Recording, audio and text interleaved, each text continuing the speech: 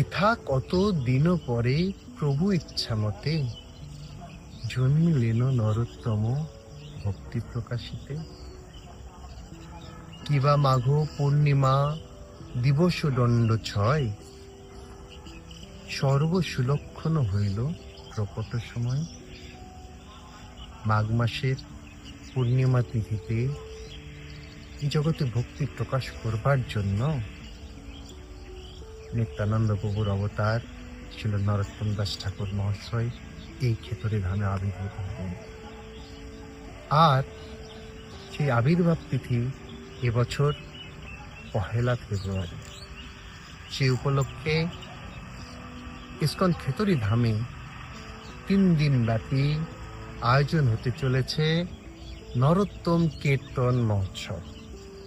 জানুয়ারি 30, 31 ও 1 ফেব্রুয়ারি, শুক্র শনি রবি 3 দিন সকাল 10টা থেকে রাত 10টা পর্যন্ত হরিনামের বন্যা বয়ে যাবে।